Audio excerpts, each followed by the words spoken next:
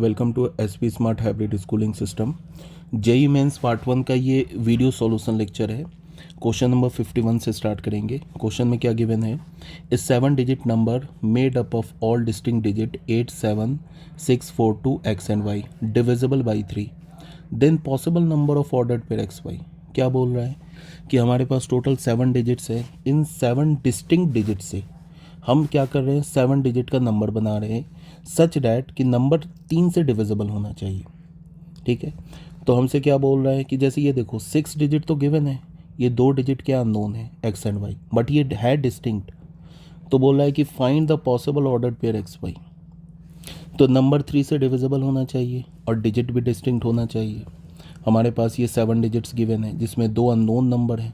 ठीक है, अब नंबर डिस्टिंक्ट होना चाहिए तो एक्स और वाई। अच्छा, सबसे पहले इनको हमने ऐड किया, इन 7 डिजिट्स को हमने ऐड किया तो हमें क्या मिला 27 प्लस एक्स प्लस वाई। अब अगर ये नंबर 3 से डिविजिबल होगा तो ये जो x प्लस वाई है ये भी 3 से डिविजिबल होगा, बिकॉज 27 तो 3 से डिविजिबल है।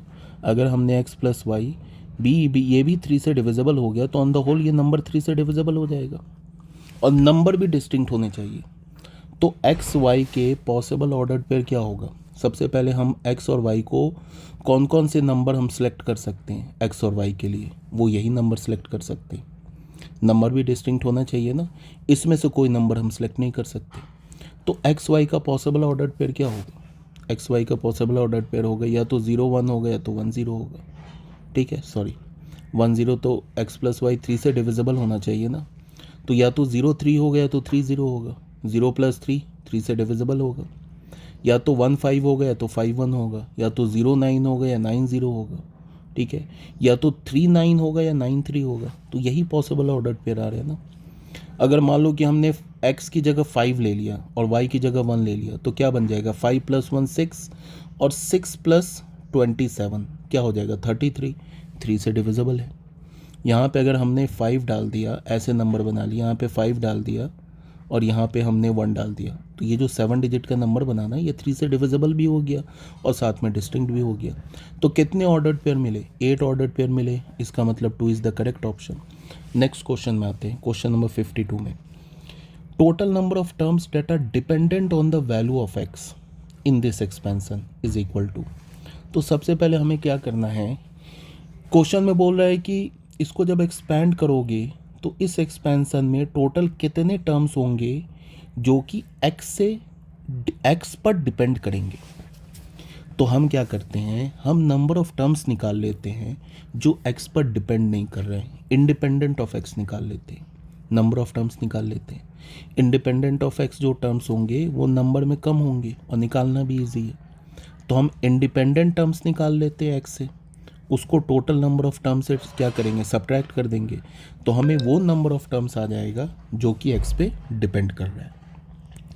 तो सबसे पहले ये देखो, ये हमारा एक्सपेंशन है, यहाँ पे हमने एलसीएम लिया तो ये न्यूमरेटर में क्या बन गया, एक्स स्क्वायर माइनस 1 का whole square upon x square.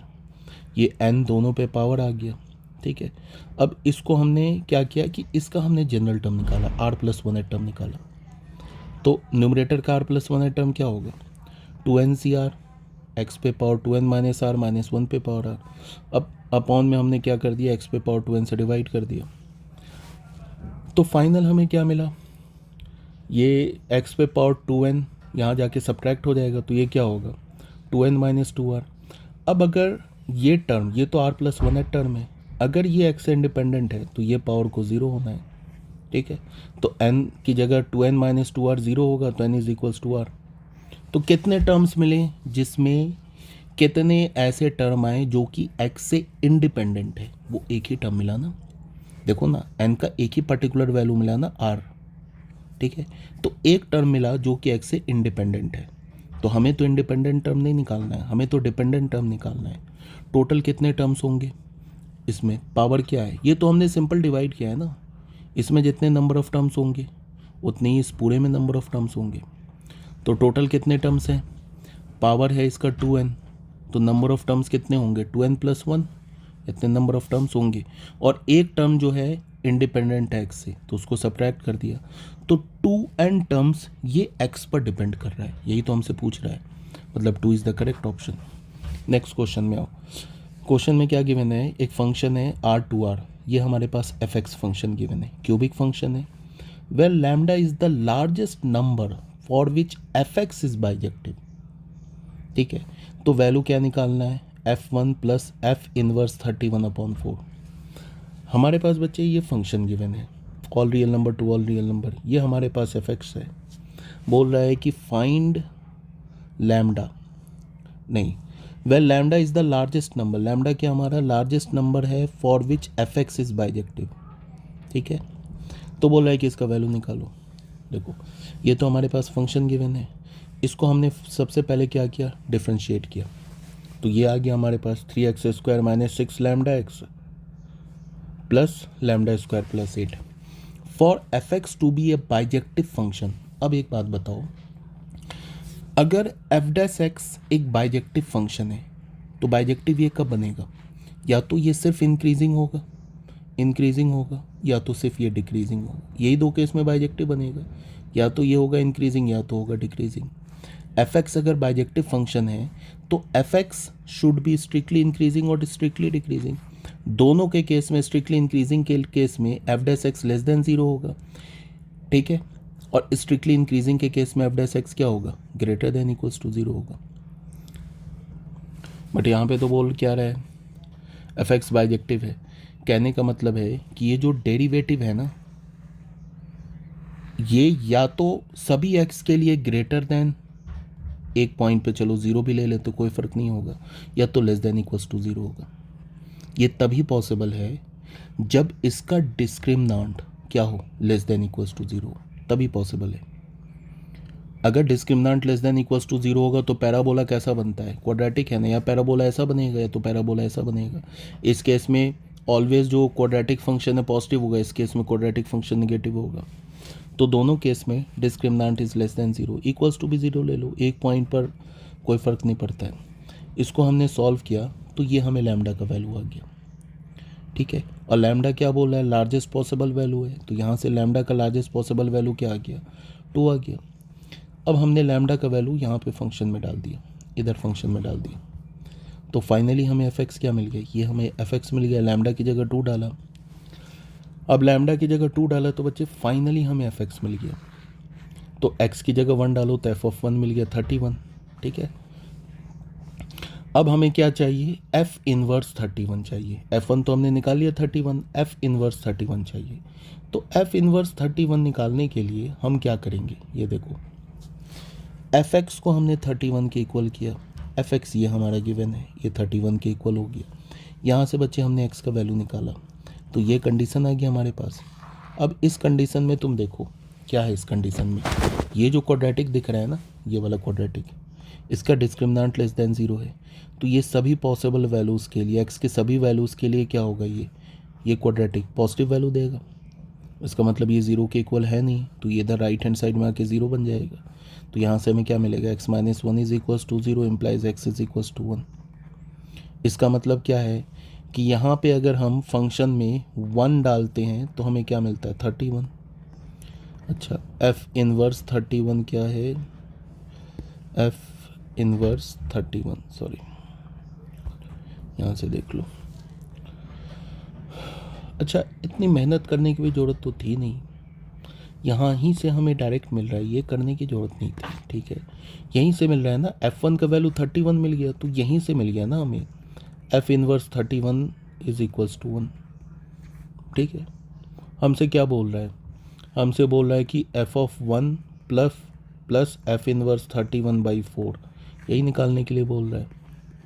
तो f(1) क्या मिला हमें, मिला है 31, f इनवर्स 31 मिला है 1/4, तो ये क्या हो गया 32/4, तो क्या हो गया 8, ठीक है।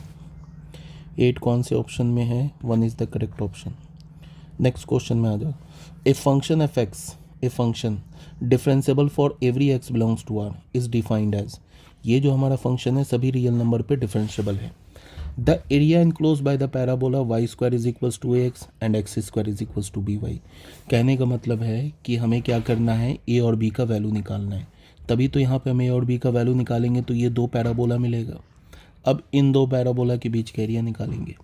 ए और बी का वैल्यू निकालने के लिए फंक्शन को क्या बोल रखा है कि सभी रियल नंबर पे डिफरेंशिएबल है। ठीक है, अगर सभी रियल नंबर पे डिफरेंशिएबल है तो सभी रियल नंबर पे कंटिन्यूस भी है। तो ज़ीरो पे लेफ्ट हैंड लिमिट और राइट हैंड लिमिट को इक्वल किया तो किसके इक्वल आ गया, ए के इक्वल। अच्छा, ज़ीरो पर लेफ्ट हैंड लिमिट आ गया ए, ज़ीरो पर राइट हैंड लिमिट आ गया 2। ठीक है, left hand limit right hand limit equal होगा बिकॉज फंक्शन क्या डिफरेंशिएबल है तो साथ में कंटिन्यूस भी है, तो ए इज इक्वल्स टू 2। उसके बाद फिर हमने इस फंक्शन को डिफरेंशिएट कर दिया, ये आ गया। फिर ये फंक्शन हमारा डिफरेंशिएबल है तो यहाँ भी ज़ीरो पर क्या होगा, लेफ्ट हैंड लिमिट और राइट हैंड लिमिट इक्वल होगा। तो ज़ीरो पर लेफ्ट हैंड लिमिट और ज़ीरो पर राइट हैंड लिमिट को इक्वल किया तो बी का वैल्यू क्या मिल गया, 1। तो ए और बी का वैल्यू मिल गया। अब हमारे पास ये पैराबोला था ना, y square is equals to a x, तो ए की जगह हमने क्या डाल दिया, ए का वैल्यू हमने क्या निकाला है, 2 निकाला है ना, ए इज इक्वल्स टू 2। यहाँ पे ए की जगह 2 डाल दिया तो हमें क्या मिल गया, y square is equals to 2x। और बी की जगह क्या डाल दिया, 1, तो x square is equals to y. ये हो गया y square is equals to 2x का पैराबोला, ये हो गया x square is equals to 1 का पैराबोला। इन दोनों का पॉइंट ऑफ इंटरसेक्शन आ गया 2 पे पावर 1/3। ये एरिया निकाल लिया, अपर वैल्यू माइनस लोअर वैल्यू करके एरिया यहाँ निकाल लिया, देख लो। तो एरिया फाइनल निकालोगे क्या आ जाएगा, 2/3, means 3 is the correct option. Next question में आ जाओ, क्या हमारे पास गिवन है, एफ एक्स हमारे पास गिवन है mod of mod x minus 2 minus 4 minus of 1, और ये जी एक्स है। The value of derivative of g of f of x at x is equals to 0 पे हमें डेरिवेटिव निकालना है। क्या करेंगे, ये हमारे पास फंक्शन है, ये हमारे पास जी एक्स फंक्शन है, ये एफ एक्स फंक्शन है। Derivative g of f of x क्या होगा, यही होगा ना, चेन रूल लगाएंगे, पहले जी को एफ डैश एक्स के एफ एक्स के रिस्पेक्ट में करेंगे तो क्या होगा, जी डैश एफ एक्स, फिर एफ एक्स को एक्स के रिस्पेक्ट में करेंगे तो एफ डैश एक्स, ये चेन रूल से होगा। हमें क्या बोल रहा है भैया, हमें बोल रहा है क्या कि फंक्शन का डेरिवेटिव 0 पर निकालो। तो फंक्शन का डेरिवेटिव 0 पर निकालो, उसके लिए हमें क्या करना होगा, अगर यहाँ पे हमने x की जगह 0 डाला तो यहाँ भी x की जगह 0 डालना होगा, यहाँ भी x की जगह 0 डालना होगा। तो हमें 3 वैल्यू निकालना होगा, एक तो f ऑफ 0 निकालना होगा, ठीक है, एक f डैश 0 निकालना होगा, और 0 पर एफ एक्स फंक्शन का वैल्यू क्या आया, 1, तो g डैश 1 भी निकालना होगा, यहाँ पे 1 आएगा ना। ये 3 वैल्यूज़ निकालना होगा, f ऑफ 0 एक तो ये निकालना होगा, f डैश 0 ये निकालना होगा, एंड जब यहाँ पे हम x की जगह 0 डालेंगे तो f ऑफ 0 1, तो हमें g डैश 1, अगर ये 3 मिल गया तो ये वैल्यू आ जाएगा। तो f ऑफ 0 निकालने में तो कोई प्रॉब्लम ही नहीं है, फंक्शन में x की जगह 0 डालो, 1 आ गया। उसके बाद ये जी एक्स है, हमें क्या चाहिए, g डैश 1 भी चाहिए, तो जी एक्स फंक्शन है ना, इसको डिफ्रेंशिएट करो, उसमें 1 डाल दो, तो g डैश 1 क्या आया हमें, g डैश 1, या एफ ऑफ एक्स की जगह 0 डालेंगे तो ये हो जाएगा 1, और जी डैश 1 क्या आया, -8। अब देखो, हमें चाहिए एफ डैश एक्स चाहिए, किस पर, एफ डैश एक्स का वैल्यू 0 पर चाहिए, ठीक है, यही चाहिए ना, इसका वैल्यू चाहिए at x is equals to 0। तो बच्चे 0 के लेफ्ट और राइट दोनों केस में, चाहे तुम 0 से थोड़ा आगे बढ़ो चाहे 0 से थोड़ा पीछे चलो, ये दोनों केस में क्या होगा, mod of x minus 2 negative होगा, तो इसको मॉड को हटाया, ये लिख दिया माइनस ऑफ एक्स माइनस 2। उसके बाद इसको कैलकुलेट किया तो ये मिल गया हमें। अब अगेन अगर तुम x का वैल्यू 0 से पॉजिटिव जाते हो, आगे जाते हो या पीछे जाते हो, दोनों केस में ये क्या होगा, ये नेगेटिव होगा। एक तो पहले हमने माइनस मल्टीप्लाई ये अंदर मॉड के अंदर ख़त्म कर दिया तो हमें क्या मिल गया, x+2, ठीक है। अब अगर तुम 0 से थोड़ा पीछे चलो या 0 से थोड़ा आगे चलो, ये अगेन ये पॉजिटिव होगा ना, x+2, तो सीधे मॉड हटा दो तो क्या आ गया, x+1, तो F dash X F X मिल गया, एफ डैश एक्स निकाल लो 1 आ गया। अब एफ डैश 0 निकाल लो, ये भी 1 आ जाएगा, एक्स की जगह 0 डालो 1 आ गया। अब इसमें तुम वैल्यू पुट कर दो, आंसर आ जाएगा, यही है ना। यहाँ 0 पुट किया, यहाँ 0 पुट किया, एफ ऑफ 0 क्या हो गया 1, जी डैश 1 ऑलरेडी हम निकाल रखे हैं, यहाँ पे देखो जी डैश 1 -8, तो यहाँ पे डाल दिया -8, और ये हो गया एफ डैश 0 इज़ 1, तो ये क्या हो गया -8, 2 is the correct option. Next question में आ जाओ, इसमें क्या बोल रहा है, इफ द वेक्टर, एक ये वेक्टर है, ये वेक्टर, फिर ये दो पेयर ऑफ वेक्टर क्या है, are pair of mutually perpendicular vectors, then find ये क्या लिखा है, साइन ऑफ, ये लिखा है angle between p vector and q vector का साइन वैल्यू पूछ रहा है। जो पी वेक्टर है एंड क्यू वेक्टर है उसका साइन वैल्यू बताने के लिए। ठीक है, दो सेट ऑफ वेक्टर्स को क्या बोल रहा है, ये म्यूचुअली परपेंडिकुलर है। जैसे कि देखो, ये म्यूचुअली परपेंडिकुलर है, ये म्यूचुअली परपेंडिकुलर है। तो अगर ये पहला म्यूचुअली परपेंडिकुलर है, डॉट प्रोडक्ट जीरो, दूसरा म्यूचुअली परपेंडिकुलर है, डॉट प्रोडक्ट जीरो, इसको सॉल्व करके लाओगे तो ये फर्स्ट इक्वेशन आ जाएगा। लेना आता है ना डॉट प्रोडक्ट, यहाँ भी डॉट प्रोडक्ट सॉल्व करके लाओ तो यहाँ हमारे पास ये आ जाएगा। ठीक है, उसके बाद क्या करो, देखो ये तो कैंसिल हो गया, 4 magnitude of P square minus magnitude of Q square. तो मैग्नीट्यूड ऑफ क्यू का होल स्क्वायर क्या मिल गया, 4 मैग्नीट्यूड ऑफ पी स्क्वायर। तो दोनों साइड अगर तुम स्क्वायर रूट लेते हो तो मैग्नीट्यूड ऑफ क्यू क्या होगा, 2 इंटू मैग्नीट्यूड ऑफ पी। ठीक है, अब तुम क्या करो कि इस क्यू की जगह, मैग्नीट्यूड ऑफ क्यू की जगह 2 इंटू मैग्नीट्यूड ऑफ पी डाल दो फर्स्ट इक्वेशन में। ठीक है, तो यहाँ पे जैसे लिखा है ना मैग्नीट्यूड ऑफ क्यू स्क्वायर, तो इसमें हमने क्या डाल दिया, यहाँ पे डाल दिया 2 इंटू मैग्नीट्यूड ऑफ पी, उसका स्क्वायर करेंगे 4 मैग्नीट्यूड ऑफ पी स्क्वायर। और ये जो लिखा है ना पी डॉट क्यू, इसके जगह हम लिख सकते हैं magnitude of P magnitude of Q cos theta. अब यहाँ पे मैग क्या हो जाएगा, यहाँ से 15 magnitude of P square minus 12 magnitude of P square क्या हो जाएगा, 3 magnitude of P square minus 4। और ये मैग्नीट्यूड ऑफ क्यू की जगह हमने क्या डाला, 2 इंटू मैग्नीट्यूड ऑफ पी। तो यहाँ से हमें क्या मिल गया, magnitude of P square, numerator और डिनोमिनेटर यहाँ से कॉमन ले लिया और राइट हैंड साइड में भेज दिया, 0 हो गया।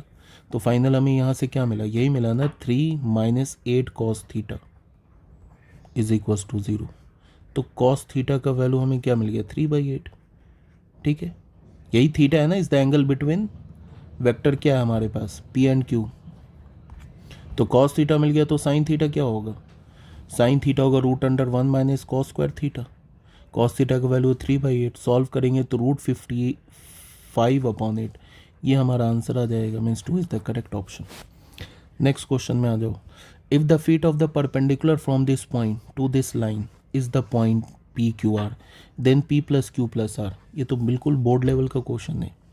ये लाइन है हमारे पास, इस लाइन के ऊपर किसी भी रैंडम पॉइंट का ये कोऑर्डिनेट है। पी पॉइंट से हमने लाइन के ऊपर परपेंडिकुलर ड्रॉ किया, उसके फुट को हमने क्या बोल दिया, पी क्यू आर, मतलब ये क्यू पॉइंट का कोऑर्डिनेट क्या हो गया, पी क्यू आर। ठीक है, अब देखो ये पी क्यू क्या होगा, इस लाइन पे परपेंडिकुलर होगा। पी क्यू का डायरेक्शन रेशियो क्या होगा, अच्छा हमने क्यू पॉइंट को मान लिया, ये क्यू पॉइंट को मान लिया, तो पी क्यू का डायरेक्शन रेशियो क्या होगा, ये होगा 2 लैम्डा प्लस 3 माइनस 1 होता है ना, x2 minus x1 y2 minus y1 z2 minus z1, 2 lambda minus 1 minus 2। तो ये हमें क्या मिल गया, पी क्यू लाइन का डायरेक्शन रेशियो। लाइन का डायरेक्शन रेशियो क्या है, 2 माइनस 1। अब ये पी क्यू लाइन और ये लाइन परपेंडिकुलर है, तो इन दोनों लाइंस के डायरेक्शन रेशियो का प्रोडक्ट क्या होगा, 0। यहाँ से बच्चे लैम्डा का वैल्यू आ गया। अब ये लैम्डा उठा के यहाँ डाल दो, यहाँ डाल दो, तो क्यू पॉइंट का कोऑर्डिनेट आ जाएगा। और क्यू पॉइंट का कोऑर्डिनेट क्या गिवन है, पी क्यू आर। तो पी पॉइंट का ये कोऑर्डिनेट आ गया, तो ये हो गया पी, ये हो गया क्यू, ये हो गया आर। हमें क्या चाहिए, P plus Q plus R. इन तीनों को ऐड कर दो तो हमें क्या आ जाएगा, 4, means 4 is the correct option. Next question में आ जाओ। The value of alpha for which the system of equation does not have unique solution. Alpha का वैल्यू निकालना है such that this system of equation में कोई यूनिक सॉल्यूशन नहीं होना चाहिए। ये सिस्टम ऑफ इक्वेशन है, यूनिक सॉल्यूशन नहीं है, इसका मतलब क्या है, तो नो सॉल्यूशन या इन्फिनाइट मनी सॉल्यूशन। दोनों केस में क्या होगा कि डेल्टा 0 होगा, नो सॉल्यूशन के लिए, इन्फिनाइटली मनी सॉल्यूशन के लिए। यहाँ से हमने एक्स का वैल्यू क्या ले लिया, लैम्डा माइनस 3 1, ये फिर एक्स वाई जेड से बनने वाला डिटर्मिनेंट ले लिया, इसको सॉल्व किया तो लैम्डा का ये 2 वैल्यू आ गया, means C1 is the correct option. Simple सी बात है। क्वेश्चन नंबर 59 देख लो, क्या बोल रहा है, if this integral is equals to E पे power X F X plus C where F of 0 0 के इक्वल है, then find the value F of π/4 का वैल्यू पूछ रहे हैं। तो बेटा ये इंटीग्रल है, ये इसके इक्वल है। हमने क्या किया, दोनों साइड डिफ्रेंशिएट कर दिया।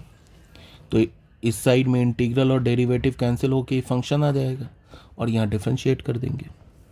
ठीक है, लेफ्ट हैंड साइड को तो यही रखा हमने, इसको हमने किया तो ये क्या हो जाएगा, ई पे पावर एक्स एफ एक्स का डेरिवेटिव यही होगा, ई पे power X F X plus E पे power X F dash X. ठीक है, अब हमने लेफ्ट हैंड साइड और राइट हैंड साइड से ई पे पावर एक्स कॉमन लेके कैंसिल करा दिया, तो फाइनल हमें ये मिल गया। ठीक है, अब ध्यान दो, इसको हम क्या लिख सकते हैं, इसको हम लिख सकते हैं derivative of tan square x. देख लो tan स्क्वायर एक्स का डेरिवेटिव लोग ये आ जाएगा, तो इसकी जगह लिख दिया हमने क्या, D D x of tan square x, और ये tan x माइनस एक्स को एक साथ लिख लिया, यहाँ पे क्या F X plus F dash x. अब ध्यान दो, अगर तुमने एफ एक्स को माना tan x minus x minus tan square x, ये अगर एफ एक्स है तो इसका डेरिवेटिव ये हो जाएगा, ये डेरिवेटिव हो जाएगा।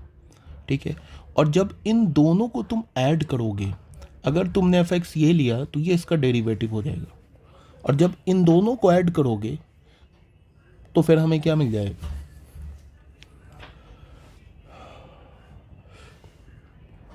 ये मिल जाएगा। इसको और इसको ऐड कर लो, ये आ जाएगा। समझ में आ रही बात। अब तुम बोलोगे कि सर ये कैसे पता चला कि ये एफ एक्स है तो ये एफ डैश एक्स है। बच्चे ये सोचना पड़ेगा, ये एफ एक्स है हमारा, ये एफ डैश एक्स है। ठीक है, tan x minus x minus tan square x, ये हमारा एफ एक्स है। ठीक है, अब इसको डिफ्रेंशिएट करोगे, ये मेन सोचना है, ये हमारा एफ एक्स है। अब इसको डिफ्रेंशिएट करोगे तो ये आ जाएगा, और इन दोनों को ऐड करोगे तो ये आ जाएगा, ये आ जाएगा, ये पूरा। तो कहने का मतलब है कि एफ एक्स हो गया, एफ डैश एक्स हो गया। हमसे क्या बोल रहा है कि एफ एक्स का वैल्यू निकालो, पाई यहाँ से इक्वेट कर लो ना, तो ये हो गया हमारा F X plus F dash x है।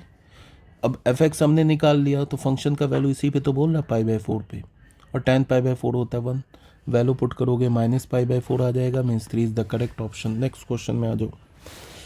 क्वेश्चन में क्या बोल रहा है, क्वेश्चन नंबर 60 में, if x y belongs to 1 2 3 4 then the probability that sine inverse sine x plus cos inverse cos y is an integer. X y हमारा 1 2 3 4, sine inverse sine x plus cos inverse cos y, ये integer होना चाहिए इसका सम। ठीक है, अच्छा यहाँ probability की बात कर रहा है, इसी सेट से हम एलिमेंट सेलेक्ट करना है, तो इस सेट से एलिमेंट को सिलेक्ट करना है, तो टोटल पॉसिबल एलिमेंट कितने होंगे सैंपल स्पेस में।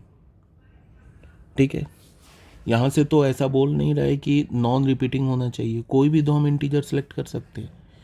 ठीक है, एक्स और वाई, यहाँ पे एक्स और वाई के लिए तो पहले केस में कितने पॉसिबिलिटीज़ हो जाएंगे 4, दूसरे केस में 4, तो ये हो गया 16। ठीक है, ये तो हमें सैंपल स्पेस में आ गया नंबर ऑफ एलिमेंट। अब ये बताओ, sign inverse sine x x होता है, बट एक्स हमारा -π/2 से π/2 के बीच में होता है, तो -π/2 से π/2 के बीच में कितने इंटीजर आएंगे, सिर्फ एक ही इंटीजर 1 आएगा। Cos inverse cos y y होता है, बट ये वाई 0 से पाई के बीच में होता है, 0 से पाई के बीच में कितने इंटीजर हैं, ये 3 इंटीजर हैं। ठीक है ना, यहाँ से क्या हो गया, 3 इंटीजर हो गया। अब एक चीज़ देखो, अगर हमने बोला है कि probability that sine inverse sine x plus cos inverse cos y is an integer, तो एक्स और वाई को सिलेक्ट करने के कितने पॉसिबिलिटीज़ हो गए, यहाँ से 1, यहाँ से 3, तो 1 × 3 पॉसिबिलिटीज़ हो गए। और टोटल कितनी पॉसिबिलिटी है, 2 इंटीजर को इस सेट से सिलेक्ट करने के लिए 16, तो प्रोबेबिलिटी क्या हो जाएगा 3/16, means 2 is the correct option. Next question में आ जाओ। ए parabola is drawn with its vertex at 0, -3, the axis of symmetry along the conjugate axis of this hyperbola। मतलब पैराबोला का एक्सिस ऑफ सिमेट्री क्या है, इस हाइपरबोला के कंजुगेट एक्सिस, और ये पैराबोला का एक्सिस ऑफ सिमेट्री सेम है, and passes through the 2 foci of the hyperbola. Parabola जो है वो इस हाइपरबोला के दोनों फोकाई से भी पास कर रहा है। The coordinate of the focus of the parabola are, तो पैराबोला के जो फोकस का कोऑर्डिनेट क्या होगा इन चारों में से। क्वेश्चन को ध्यान से सुनो, ये वर्टेक्स का दे रखा है coordinate, axis of the parabola क्या, एक्सिस ऑफ सिमेट्री क्या पैराबोला का, वो कॉन्जुगेट एक्सिस है इस हाइपरबोला का, और जो पैराबोला है इस हाइपरबोला के दोनों फोकाई से पास भी कर रहा है। तो पैराबोला का हमें क्या बताना है, फोकस बताना है। वर्टेक्स गिवन है पैराबोला का, ये हाइपरबोला गिवन है, इसका जो कंजुगेट एक्सिस है वाई एक्सिस, फोकाई का कोऑर्डिनेट क्या होता है plus minus C comma zero. फिर हमें पता है सी ए और बी के बीच में ये रिलेशन होता है, ये हमारा ए स्क्वायर है और ये 9 हमारा बी स्क्वायर है, तो ए स्क्वायर प्लस बी स्क्वायर का वैल्यू लिया तो ये सी का वैल्यू आ गया। फोकाई ऑफ द पैराबोला क्या होता है plus minus C comma zero, तो प्लस माइनस √58,0, ये फोकाई का आ गया। अब जो पैराबोला है इस पॉइंट से भी पास कर रहा है, सबसे पहले हम पैराबोला का इक्वेशन लिखेंगे। एक्सिस ऑफ सिमेट्री पैराबोला का क्या वाई एक्सिस है, तो x square is equals to क्या लिखेंगे 4a। अब पैराबोला तो शिफ्टेड पैराबोला है, इसका वर्टेक्स है ना 0, -3, तो क्या होता है y माइनस के, और यहाँ पे k का वैल्यू क्या है -3, तो पैराबोला का इक्वेशन क्या हो जाएगा 4a क्या हो जाएगा y + 3, ये पैराबोला का इक्वेशन हो गया। ठीक है, अब ये जो पैराबोला है इस पॉइंट से पास कर रहा है, इसको हमने सेटिस्फाई कराया, तो a का वैल्यू क्या आ गया 29/6। अब फोकस का कोऑर्डिनेट क्या होता है पैराबोला का, अब अगर फोकस की बात करेंगे, फोकस तो होगा 0, a, बट शिफ्ट है कितना वाई एक्सिस पर 3 यूनिट शिफ्ट है, तो क्या हो जाएगा 0, a-3, यही होता है ना। फोकस का कोऑर्डिनेट क्या हो जाएगा, ये एक इसका होता है 0, ठीक है, अगर इसका axis of symmetry y axis है तो ये होता है फोकस का coordinate, but 3 unit y axis पर शिफ्ट है, तो क्या हो जाएगा 0, a प्लस कितने यूनिट शिफ्ट है 3 यूनिट, ऊपर है ना तो -3 हो जाएगा। अब यहाँ पे a का वैल्यू डाल दो 29/6, तो ये आ गया क्या इसका, ये हो गया focus of the parabola, means 1 is the correct option. Next question में आ जाओ। नेक्स्ट क्वेश्चन में क्या बोल रहा है, the least positive value of x satisfy the equation, ठीक है, will be mod of cos x <1, cos x का मॉड क्या होना चाहिए <1। हमें इस least positive value of x का सबसे छोटा पॉजिटिव वैल्यू बताना है सच डैट ये क्या हो, ये इस इक्वेशन को सेटिस्फाई करे जहाँ पे मॉड ऑफ x इज <1। बच्चे सबसे पहले क्या करो, 8 को तुम लिख सकते हो 2 क्यूब और ये लिख दिया, 4 को लिख सकते हो 2 स्क्वायर पे पावर 3, तो ये हो गया 2 पे पावर 6। अब सबसे पहले तुम क्या करो कि इस पावर को इक्वेट करो, ये पावर 2 पे पावर है और ये 2 पे पावर 6 है, तो ये 6 ये दोनों इक्वेट हो जाएगा, तो ये आ जाएगा। फिर ये 3 2 ज़ा 6, यहाँ पे 2 आ जाएगा। अब बच्चे जीपी में इसका फर्स्ट टर्म है 1, कॉमन रेशियो क्या मॉड ऑफ cos x, और ये जीपी का इन्फिनाइट टर्म है, तो इन्फिनाइट टर्म का सम क्या होता है A/1 - r, a है 1 और ये 2 के इक्वल है, तो a का वैल्यू 1 डाला, 1 - r क्या हो जाएगा 1 - मॉड x। यहाँ से हमने सॉल्व करके मॉड x का वैल्यू निकाल लिया 1/2, यहाँ तक क्लियर है। अब यहाँ पे देखो कि मॉड x जो हमारा 1 से छोटा है, तो x का वैल्यू क्या होगा बिटवीन -π to π, तो x जो होगा -π से π के बीच में होगा, ठीक है।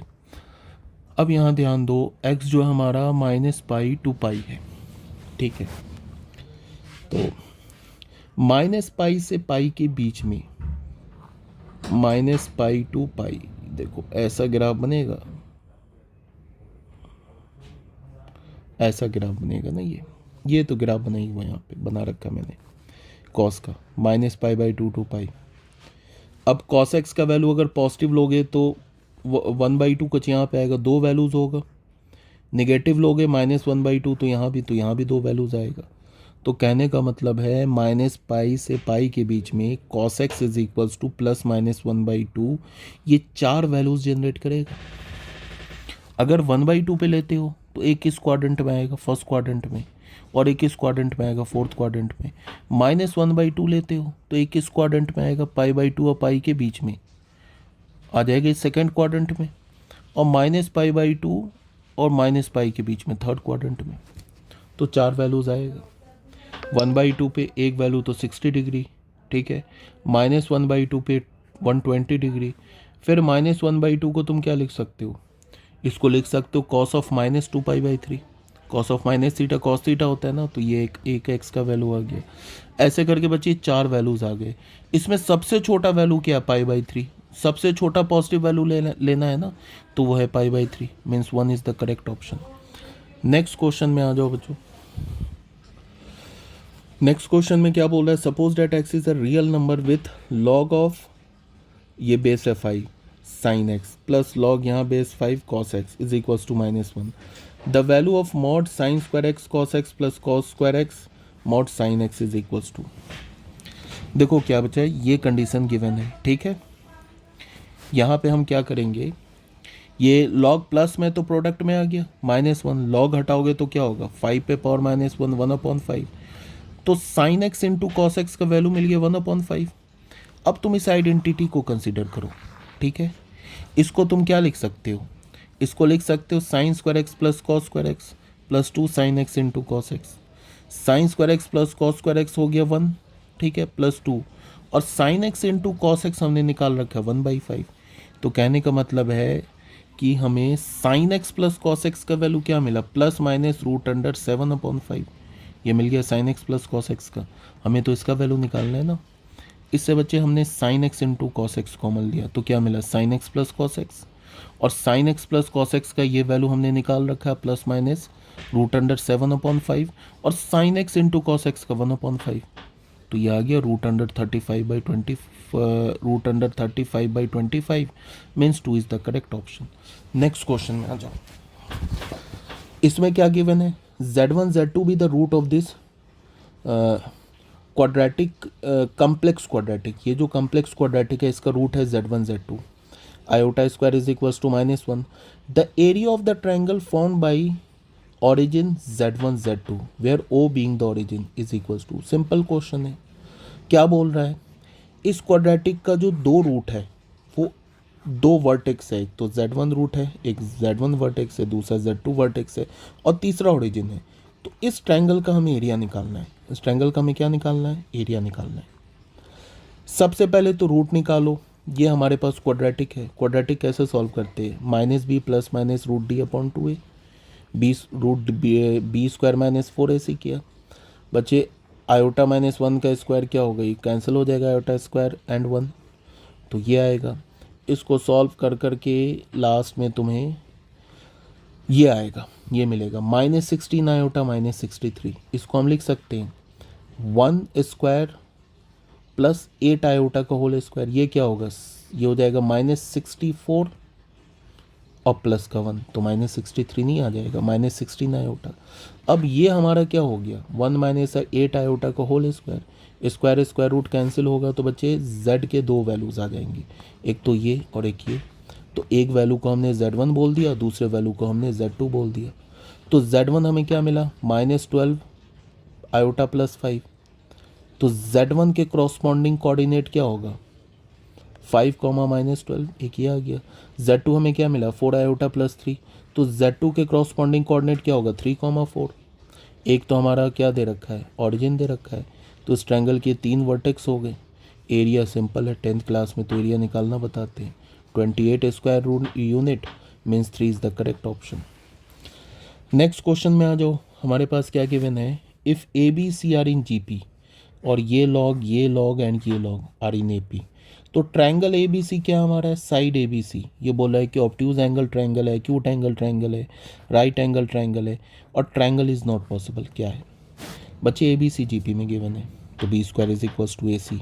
ये 3 टर्म जो है ये AP में गिवन है, तो इसका ट्वाइस इन दोनों के सम के इक्वल होगा, तो इसका ट्वाइस किया, इन दोनों को ऐड किया।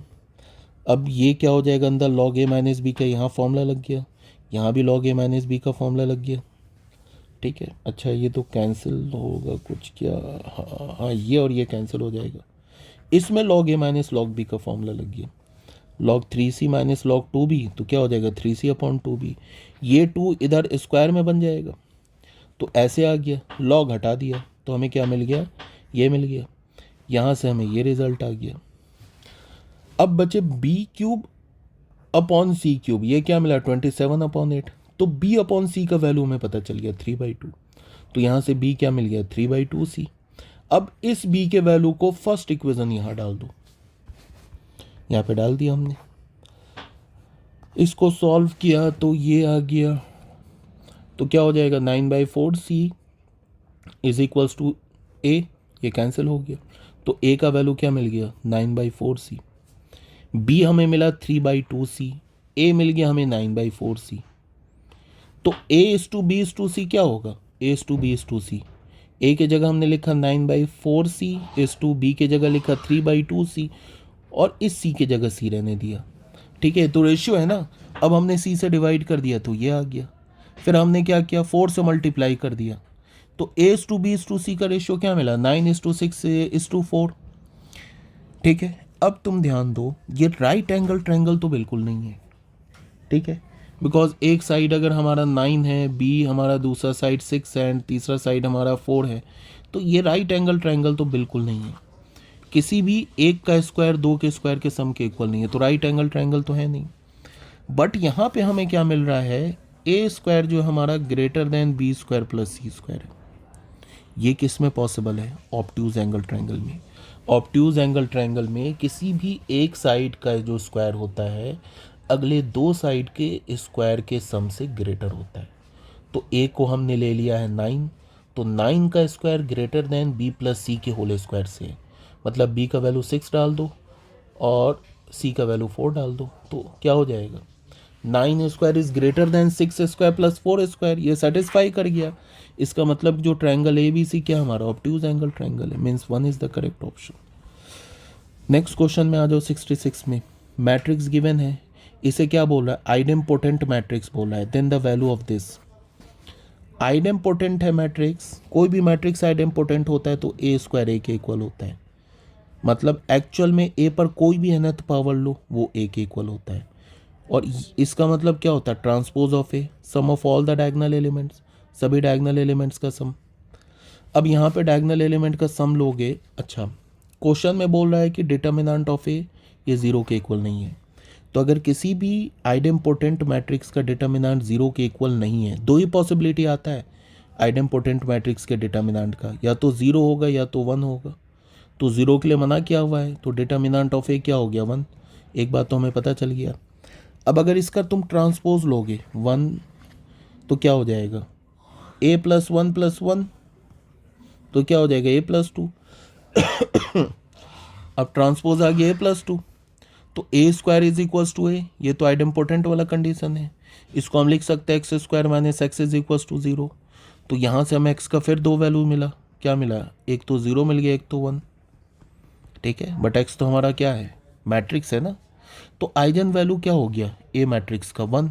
तो अगर ए मैट्रिक्स का आइजन वैल्यू 1 हो गया तो इसका क्या हो जाएगा, ट्रांसपोज हो जाएगा इसका 1 + 1 + 1, डायगोनल में 3 एलिमेंट है, तीनों का 1 1 1 हो जाएगा, तो हो गया 3। अब हमें ट्रांसपोज ऑफ ए मिल गया, डिटर्मिनेंट ऑफ ए मिल गया, वैल्यू पुट करो, इसकी जगह 1 और ट्रांसपोज ऑफ ए की जगह 3। तो एक तो ये सिंपल सा इनफाइनाइट ज्योमेट्रिक सीरीज आ गया, जहाँ पे ए का वैल्यू है 1 एंड आर का वैल्यू क्या है, आर का वैल्यू है 1/3। तो a/1 - r डालो, इसको कैलकुलेट करो 3/2 mean C is the correct option. Next question में आ जाओ। If theta is the angle between a vector and b vector such that, ये कंडीशन को सेटिस्फाई कर रहा है, मैग्नीट्यूड ऑफ ए वेक्टर 1 है, तो बोला कॉट स्क्वायर थीटा का वैल्यू बताओ। बच्चे ये थोड़ा सा ना कैलकुलेटिव क्वेश्चन है, बट कैलकुलेटिव क्वेश्चन है। देखो क्या बोल रहा है, ए और बी के बीच का एंगल क्या हमारा थीटा, ये गिवन है। ठीक है, अब तुम ऐसे देखो, ए डॉट बी को लिख सकते हो magnitude of A magnitude of B cos theta minus, ठीक है, B vector minus A vector dot B vector into A vector. B dot B को हमने लिख दिया मैग्नीट्यूड ऑफ बी स्क्वायर। ठीक है, इसमें हमने ए डॉट बी की जगह लिख दिया magnitude of A magnitude of B cos theta into A vector. अब बेटा यहाँ से क्या है कि ए वेक्टर का मैग्नीट्यूड 1 है, तो ये जो ए वेक्टर का मैग्नीट्यूड 1 हो जाएगा, तो यहाँ से क्या हो जाएगा √3 magnitude of B cos theta magnitude of b minus, यहाँ भी मैग्नीट्यूड ऑफ ए को 1 डाल दिया, तो क्या हो जाएगा magnitude of B cos theta into A vector. अब ध्यान दो, ये हमने इसको फर्स्ट इक्वेशन मान लिया, इसको अलग से निकाला, इसको हमने अलग से निकाला और इसका स्क्वायरिंग कर दिया। तो अगर लिखते हम मैग्नीट्यूड ऑफ ए स्क्वायर, क्या हो जाएगा ए वेक्टर डॉट ए वेक्टर, यही होगा ना। ठीक है, अब देखो इसका इस वेक्टर के साथ हमने डॉट प्रोडक्ट लिया, इसको सॉल्व करो। कैसे सॉल्व करोगे? B vector dot B vector magnitude of b square, इसको सॉल्व करोगे बच्चे तो फाइनली में हमें मिल जाएगा b square sine square theta. क्या मिलेगा? इसका स्क्वायर। अब दोनों साइड स्क्वायर रूट ले लोगे तो इसका डिटर्मिनेंट क्या मिलेगा? डिटर्मिनेंट कह रहा है मैग्नीट्यूड क्या मिलेगा? B sine theta. अब इसके वैल्यू को, ये जो बी साइन थीटा है ना, उठा के फर्स्ट इक्वेशन में डाल दो। यहाँ पे डाल दो क्या? बी साइन थीटा, यहाँ डाल दो। तो यहाँ पे बी साइन थीटा डालोगे तो हमें क्या मिल जाएगा? यहाँ पे हमने डाल दिया बी साइन थीटा, ठीक है। अब यहाँ से हमने मैग्नीट्यूड ऑफ बी कॉमन ले लिया, ठीक है। तो यहाँ पे क्या हो जाएगा? √3 cos थीटा प्लस का sine theta 1 plus magnitude of b square, ठीक है। अब ये मैग्नीट्यूड ऑफ बी स्क्वायर में क्या बन गया? क्वाड्रेटिक बन गया, ठीक है। अब मैग्नीट्यूड ऑफ बी स्क्वायर में क्वाड्रेटिक बन गया। अब इस क्वाड्रेटिक का डिस्क्रिमिनेंट क्या होगा? 0 होगा, बिकॉज दो दो मैग्नीट्यूड तो आएगा नहीं। अगर डिस्क्रिमिनेंट ग्रेटर देन 0 होगा तब तो बी के दो मैग्नीट्यूड आ जाएंगे। बी का तो एक यूनिक मैग्नीट्यूड होगा, इसका मतलब इसका एक ही रूट होगा। एक ही रूट होगा तो डिस्क्रिमिनेंट 0 होगा। यहाँ से डिस्क्रिमिनेंट को 0 किया तो फिर कॉट स्क्वायर थीटा का वैल्यू क्या आ जाएगा? 3 means 2 is the correct option. Next question में आ जाओ। क्वेश्चन नंबर 68 में क्या गिवन है? ये हमारे पास एक nth टर्म गिवन है, ए एन का वैल्यू ये सीरीज के इक्वल है। ए एन का वैल्यू ये सीरीज के इक्वल है, तो हमसे क्या बोल रहा है? लिमिट ए एन पे पावर -1/n² और limit and is tending towards infinity, ये वैल्यू पूछ रहा है। तो बच्चे ये ए एन है हमारे पास, ठीक है। इसको हम पाई के फॉर्मेट में लिख सकते हैं, प्रोडक्ट में है ना, 0 to n, और इन सभी का जनरल टर्म क्या होगा? 1 + r² पे पावर आर, ठीक है। अब इसमें हमने -1/2 -1/n/2 n² पावर ले लिया दोनों साइड। तो पावर लेंगे तो क्या हो जाएगा? ये हो जाएगा मल्टीप्लाई हो जाएगा, -r/n², ये आ गया। उसके बाद दोनों साइड लिमिट भी ले लिया, n is tending towards infinity, इसको y बोल दिया तो ये y हो गया। यहाँ limit n is tending towards infinity, ठीक है। r0 to n pi r0 to n 1 + r² पे पावर क्या हो गया? -r/n²।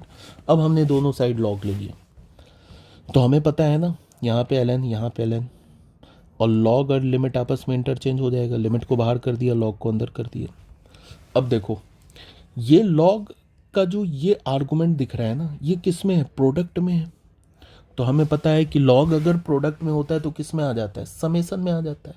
अच्छा, सबसे पहले हमने क्या किया कि ये जो लॉग की प्रॉपर्टी यूज़ किया, ये जो पावर है ना, इसको लेफ्ट हैंड साइड में लेके आए।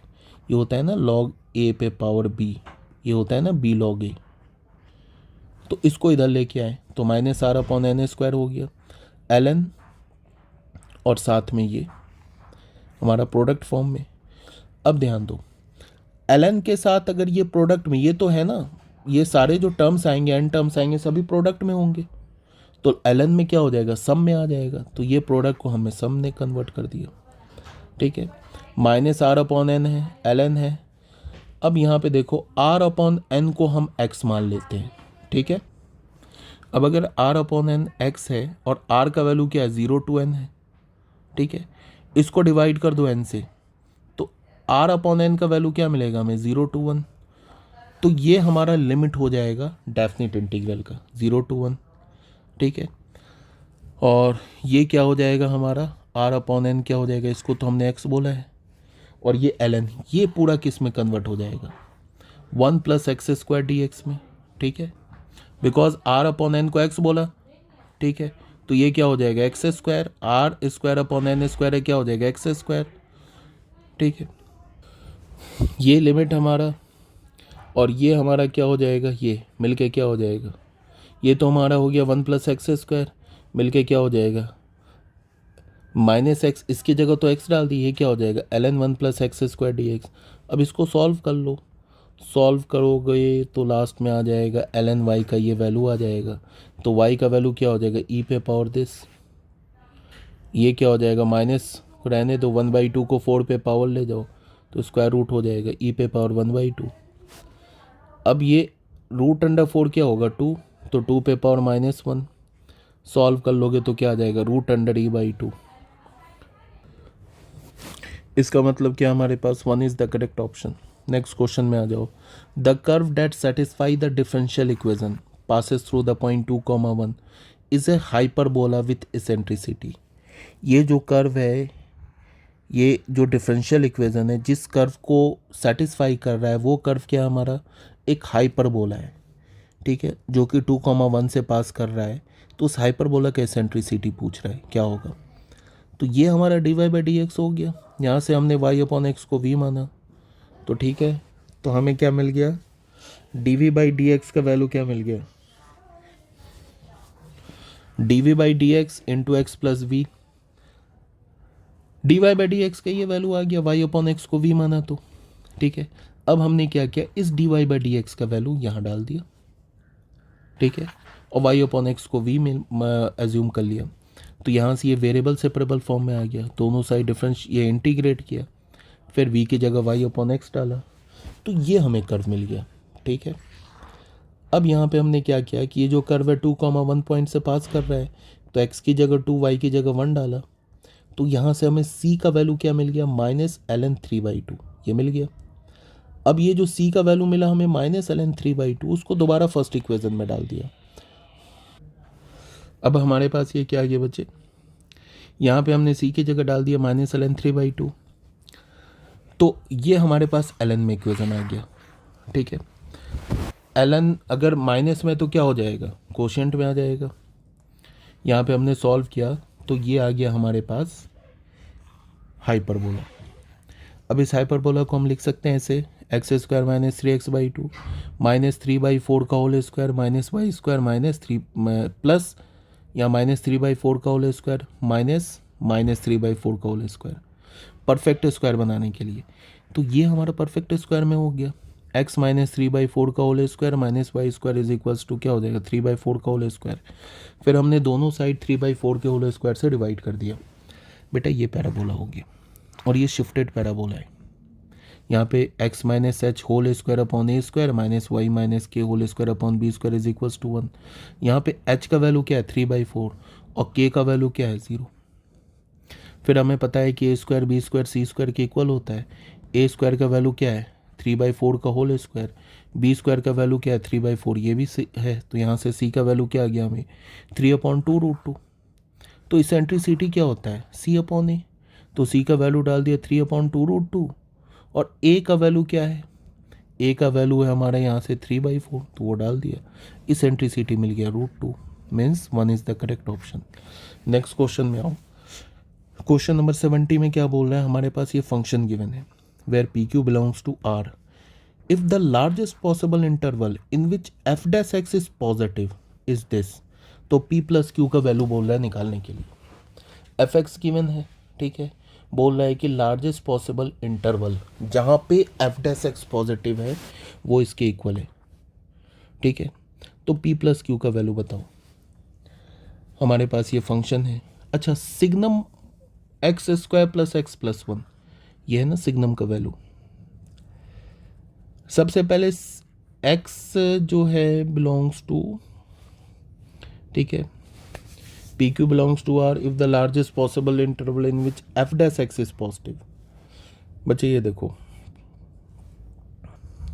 पॉजिटिव x के लिए क्या होता है, सिग्नम हमारा क्या होता है >0। देख लो ग्राफ बना हुआ है। पॉजिटिव x के लिए ये क्या हमारे पास y इज इक्वल्स टू 1, यही है इसका मतलब सिग्नम ऑफ x ये होता है 1 फॉर ऑल x >0 के लिए। तो यहाँ पे हमने 1 डाल दिया, f(x) मिल गया, ठीक है। इसको हमने डिफ्रेंशिएट कर दिया तो ये आ गया। फिर बोल रहा है क्या कि f' जो है हमारा इस इंटरवल में पॉजिटिव है, इसका मतलब f' इस इंटरवल में इंक्रीजिंग है, तो इसका मतलब f' पॉजिटिव होगा, इंक्रीजिंग होगा इसका मतलब पॉजिटिव होगा। तो अगर f' इस इंटरवल में पॉजिटिव है तो रूट क्या होगा f(x) का, f' का रूट क्या होगा, एक होगा -5/3, एक होगा 1। इसमें इंक्रीजिंग है, यहाँ पे -5/3 और 1। इस इंटरवल में क्या है इंक्रीजिंग है f(x) मीन्स f' पॉजिटिव है, तो ये f' का रूट हो जाएगा ना। तो f' का 2 रूट हो गया, -5/3 1, एक बार इस एफ डैश एक्स में तुम क्या डालो, -5/3, तो एफ डैश एक्स का वैल्यू क्या हो जाएगा 0। यहाँ पे एक्स की जगह क्या डाल दो, -5/3, तो क्या मिलेगा हमें। अच्छा ऐसे तुम करो, ये जो एफ डैश एक्स है ना हमारा, ये जो एफ डैश एक्स है इसका 2 रूट मिल गया, -5/3 और 1, तो इसको हम ऐसे लिख सकते हैं -3 एक्स माइनस पहला रूट एक्स माइनस दूसरा रूट। उसके बाद इसको सॉल्व किया, इसको सॉल्व किया तो ये मिल गया, फिर 3 से मल्टीप्लाई किया, ये मिल गया, ये एफ डैश एक्स मिल गया, और यहाँ पे एफ डैश एक्स इसके इक्वल है। इन दोनों को इक्वेट कर दो, तो यहाँ से क्या मिल जाएगा, 2p का वैल्यू मिल जाएगा -2 एंड q का वैल्यू मिल जाएगा 5। तो यहाँ से 2p -2, तो p is equals to -1 and q is equals to 5। हमसे p प्लस q का वैल्यू पूछ रहा है, तो -1 + 5 4 means 2 is the correct option. Next question में आ जाओ। लेट एफ एक्स, हमारे पास ये फंक्शन गिवन है। If f x has exactly 1 local maxima and 1 local minima, then the number of integral value of p, p का कितना integral value होगा। ये बच्चे हमारे पास एफ एक्स है, ठीक है। सबसे पहले बताओ, इस एफ एक्स को डिफाइंड होने के लिए जो एल एन का आर्गूमेंट है ये पॉजिटिव होना चाहिए। तो एल एन के आर्गूमेंट को पॉजिटिव किया तो ये पी का वैल्यू रेंज मिल गया -4 to 4। फिर क्या बोल रहा है, f x has exactly 1 local maxima and 1 local minima.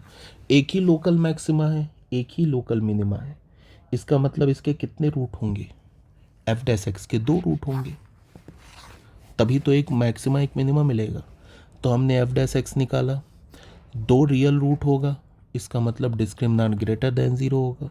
इसके डिस्क्रिमिनांट को ग्रेटर देन 0 मिला तो ये ऑलवेज ट्रू हो गया, तो यहाँ से हमें कोई बेनिफिट मिला नहीं।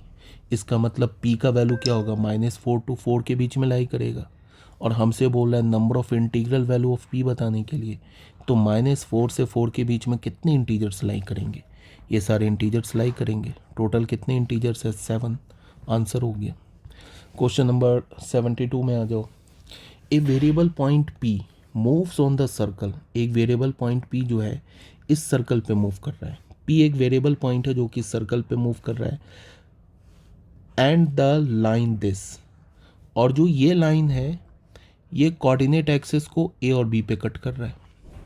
वेरिएबल लाइन सर्कल पे मूव कर रहा है, एक पी वेरिएबल लाइन है जो सर्कल पे मूव कर रहा है, और ये जो लाइन है कोऑर्डिनेट एक्सिस को, ये लाइन कोऑर्डिनेट एक्सिस को किस पे, ए और बी पर क्या कर रहा है, कट कर रहा है, ठीक है। Also the locus of the centroid of triangle P A B is the curve C, P A B triangle का जो सेंट्रॉइड है वो कर्व सी है। If the locus of the centre of the variable circle, locus एक variable circle के centre का locus, और वो जो वेरिएबल सर्कल है इस सर्कल को, और and the curve C is an ellipse. देखो क्या बोल रहा है, फिर से क्वेश्चन देखो, एक पॉइंट पी है जो इस सर्कल पे मूव कर रहा है, ये लाइन एक्सिस को ए और बी पे कट कर रहा है, और ये जो ट्रायंगल पी ए बी है इसके सेंट्रॉइड का लोकस सी है, ठीक है। If the locus of the centre of the variable circle which touches this circle and curve C, एक ऐसा वेरिएबल सर्कल जो इस सर्कल को भी टच कर रहा है और ये कर्व सी को भी टच कर रहा है, और ये कर्व सी क्या है, इस ट्रायंगल के सेंट्रॉइड का locus is an ellipse whose eccentricity is e, then e पे पावर -2 बोल रहा है निकालने के लिए। सबसे पहले देखो ये गिवन सर्कल है, गिवन लाइन है, ठीक है। इस लाइन का एक्सिस पे किस पॉइंट पे कट करेगा, 3,0, तो ये ए पॉइंट का कोऑर्डिनेट हो गया। वाई एक्सिस को किस पॉइंट पे कट करेगा, बी 0,3 पर, ये दूसरा कोऑर्डिनेट हो गया। अब जो पी पॉइंट है इसको हमने x1 y1 बोल दिया, तो सर्कल पे लाई करेगा तो x1² + y1² 9 हो जाएगा, ठीक है। एक तो ये रिलेशन हमें मिल गया।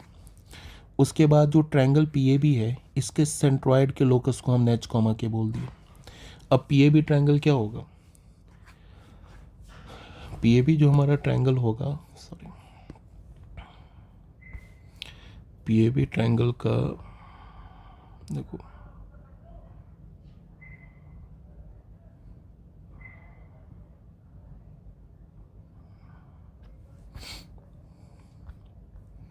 देखो अगर हम पी ए बी ट्रायंगल देखेंगे तो पी का कोऑर्डिनेट क्या हमने माना है, x1 y1, ए क्या हमारा, ए है 3,0, बी क्या हमारा 0,3। सेंट्रॉइड के लोकस को हमने क्या मान लिया, एच कॉमा के। तो सेंट्रॉइड का ही होगा ना, कैसे लोकस निकालते हैं सेंट्रॉइड का, सेंट्रॉइड का लोकस निकालने के लिए हम यही लिखेंगे ना, x1 + 3 + 0 = h। तो यहाँ से हम x1 का वैल्यू आ जाएगा। सेम लाइन से हमने क्या किया, y1 का वैल्यू निकाल लिया। ठीक है, अब ये x1 और y1 का वैल्यू उठा के कहाँ डाल देंगे, फर्स्ट इक्वेशन में, यहाँ पे। तो हमें क्या मिल जाएगा, ये डाल दिया तो h और k में रिलेशन आ गया, फिर h को x से और k को y से रिप्लेस कर दिया, तो ये लोकस आ गया। किसका लोकस आ गया, c। जो c कर्व है ना, बोल रहा है ना यहाँ पे, क्या बोल रहा है, also the locus of the centroid of triangle PAB, इसका कर्व c है। मतलब ये हमारा कर्व c आ गया। ये क्या आ गया हमारा, ये हो गया हमारा कर्व c। ठीक है, अब ये कर्व हो गया हमारा c, इसके सेंटर को हमने h कॉमा के मान लिया। ठीक है, अब ये जो वेरिएबल सर्कल है, सेंटर को h कॉमा के मान लिया, वो इस सर्कल को टच कर रहा है और इस कर्व को क्या कर रहा है, जो वेरिएबल सर्कल है जिसके सेंटर को हमने क्या माना, h कॉमा के, वो इस सर्कल को और ये जो कर्व c मिला हमें, इसको टच कर रहा है। लिखा है ना, if the locus of the centre of the variable circle which touches this circle and the curve c is an ellipse. अब बताओ, यहां देखो, इस सर्कल को सेंटर का है ये लोकस, इस सर्कल को टच कर रहा है। तो अगर इस सर्कल को टच कर रहा है तो क्या हो जाएगा, इसके सेंटर से और जो डिस्टेंस होगा इसके सेंटर का, हमने डिस्टेंस निकाल लिया। क्या बोल रहा है, the distance from the point H के to the centre of the two circle, ये क्या हो जाएगा, +-3। तो डिस्टेंस निकाल लिया, स्क्वायरिंग विस्क्वायरिंग करोगे तो ये आ जाएगा हमारा क्या, एलिप्स। एलिप्स आ गया तो ये स्क्वायर का वैल्यू, ये बी स्क्वायर का वैल्यू, ई स्क्वायर का वैल्यू क्या होता है, 1 - b² अपॉन ए स्क्वायर। तो ई का वैल्यू आ गया 1/4, तो ई पे पावर -2 क्या आ गया, 16। नेक्स्ट क्वेश्चन देखो, हमारे पास ये फंक्शन गिवन है, x belongs to 0, 4, then the number of points where f assume local maximum value. हमें वो पॉइंट निकालना है जिसमें फंक्शन क्या अटेंड कर रहा है, लोकल मैक्सिमम वैल्यू। तो लोकल मैक्सिमम लोकल मिनिमम निकालने के लिए क्या करते हैं, डिफरेंशिएट करते हैं। डिफरेंशिएट किया, राइट हैंड साइड को डिफरेंशिएट करोगे तो ये आ जाएगा। यहाँ पे न्यूटन लेबनीज़ रूल लगेगा। कहने का मतलब है कि x को सबसे पहले क्या करो, इस पूरे में डालो, फिर x को डिफरेंशिएट कर दो, 1 आ जाएगा। -0 पूरे में डालोगे तो 0 ही हो जाएगा। तो f' ये आ गया। अब क्रिटिकल पॉइंट निकालने के लिए f' को 0 करो तो ये हो जाएगा 0। तो x का वैल्यू क्या आ गया, दिस एंड दिस, ये 3 पॉइंट आ गया। तो साइन x, अच्छा x का कोई रेंज गिवन है 0 to 4। अब अगर x का जो रेंज हमारा 0 to 4 गिवन है, तो 4 का पाई क्या होता है, अप्रॉक्स 3.14। ठीक है, और 3π/2 तो ग्रेटर हो जाएगा 4 से। तो इसका मतलब क्या, हमें 0 से 4 के बीच में साइन x का वैल्यू, 0 से पाई के बीच में साइन x का वैल्यू 1/2 2 पॉइंट पर होगा। एक तो होगा π/6 में, एक π-π/6, सेकेंड क्वाड्रेंट तो 5π/6 पर, और एक हो गया x = 1, एक x = 2। तो यहाँ पे हमने नंबर लाइन पे प्लॉट किया तो ये इसका साइन स्कीम आ गया। तो लोकल मैक्सिमम किस पॉइंट पर हो रहा है, जहाँ पॉजिटिव टू नेगेटिव एक ही पॉइंट पर हो रहा है। तो कितने लोकल मिनिमा, कितने पॉसिबल लोकल मिनिमा, 1। तो आंसर इज 1। नेक्स्ट क्वेश्चन में क्या बोल रहा है कि हमारे पास एक सेट ए गिवन है, ठीक है, एक सेट बी गिवन है, the number of element in the relation. इस रिलेशन में कितने एलिमेंट होंगे, रिलेशन में क्या है, A B belongs to A cross A, और इस कंडीशन को सेटिस्फाई कर रहा है, और ये क्या होना चाहिए, बी का एलिमेंट होना चाहिए। ठीक है, अब अगर ये बी का एलिमेंट होना चाहिए तो बी क्या हमारा इंटीजर है, तो इंटीजर को हमने के मान लिया। ठीक है, अब हमने क्या किया, इसके को लेफ्ट हैंड साइड में लिया। अब ये क्या होना चाहिए, ए और बी इंटीजर होना चाहिए, इसका मतलब इसका इंटीग्रल रूट होगा। ए माइनस बी का वैल्यू क्या होना चाहिए, इंटीजर। तो इंटीग्रल रूट होने का कंडीशन क्या है, जैसे ए माइनस बी का ये वैल्यू आया ना, तो ए माइनस बी इंटीजर तभी होगा ना जब डी क्या हो हमारा, ज़ीरो हो, सॉरी परफेक्ट स्क्वायर हो। डी का परफेक्ट स्क्वायर होने के लिए ये हमारा ये डी आया, इसका ये परफेक्ट स्क्वायर होना चाहिए। तो 9 + 8 के हमारा क्या होना चाहिए, परफेक्ट स्क्वायर। अब ये 9 + 8 के को परफेक्ट स्क्वायर होने के लिए के का दो ही पॉसिबल वैल्यूज़ है इसमें, 0 से लेके 4 तक। एक तो 0 है, एक तो 2 है। देख लो, अगर 0 डालोगे तो ये 9 परफेक्ट स्क्वायर आ जाएगा, 2 डालोगे 16 + 9 25, अगेन परफेक्ट स्क्वायर आ जाएगा। तो अब हम दो केस में लेके चलेंगे, के की जगह 0 डाला तो यहाँ के की जगह 0 डालो, तो यहाँ से एक a माइनस बी इसके इक्वल आ जाएगा, तो a minus b is equals to 0 और 2a minus b is equals to 3/2, ये तो पॉसिबल ही नहीं है, तो a is equals to b आ गया। अब a is equals to b आ गया, इसका मतलब क्या हो जाएगा, ये सारे नंबर आ जाएंगे 1 से लेकर 10 तक, 1 1 2 2 3 3 4 4 से लेकर 10 10। तो यहाँ से टोटल कितने एलिमेंट मिले, 10। k का वैल्यू 2 लिया हमने, उसके बाद इसको सॉल्व किया, तो यहाँ से देख लो ये तो पॉसिबल ही नहीं है, नॉन इंटीग्रल है। तो a माइनस बी क्या होना चाहिए, -2। अब देख लो 1 - 3, 1 - 3 क्या हो, -2, ये भी चलेगा, ये भी चलेगा, ये सब चलेगा। तो यहाँ से कितने पॉसिबल वैल्यूज़ हुए, 8। तो 10 + 8 = 18, आंसर हो गया। क्वेश्चन नंबर 75 में देख लो, the mean and variance of 5 observation are 5 and 8 respectively. If 3 observation 1 3 5, ठीक है, गिवन है, then the sum of the cube of the remaining 2 observation. 5 observation का मीन है क्या, 5, 3 ऑब्जर्वेशन गिवन है, तो अगले 2 ऑब्जर्वेशन को अल्फ़ा बीटा मान लिया, तो 1 + 3 + 5 + अल्फ़ा बीटा 5 के इक्वल है, अपॉन 5 इज इक्वल्स टू 5 हो गया। तो अल्फ़ा प्लस बीटा का वैल्यू आ गया 16, फर्स्ट इक्वेशन मान लिया। फिर वेरिएंस क्या होता है, sigma x i square upon n, mean square. तो वेरिएंस क्या होगा, हर एक का स्क्वायर कर दिया, 3 का alpha square plus beta square upon 5, mean है 5 तो 5 स्क्वायर। तो बच्चे यहाँ से alpha square plus beta square क्या मिल गया हमें, 130। ठीक है, अब अल्फ़ा प्लस बीटा का होल स्क्वायर क्या होगा, ठीक है, ये होगा अल्फ़ा प्लस बीटा का होल स्क्वायर -2 अल्फ़ा बीटा, इसकी जगह डाला 130 के इक्वल है। अल्फ़ा प्लस बीटा 16 निकाल रखा है, तो यहाँ से हमें अल्फ़ा बीटा का वैल्यू आ गया। हमसे क्या बोल रहा है, alpha cube plus beta cube का वैल्यू बोल रहा है निकालने के लिए। तो alpha cube plus beta cube को क्या लिख सकते हो, alpha plus beta, alpha square plus beta square minus alpha beta. तो अल्फ़ा प्लस बीटा का वैल्यू हमने निकाल रखा है 16, alpha square plus beta square क्या मिल गया हमें यहीं पे 130, वो डाल दिया। अल्फ़ा बीटा में मिला 63, इसको क्या तो 1072 इज़ द आंसर। ठीक है बच्चों, okay, thank you very much.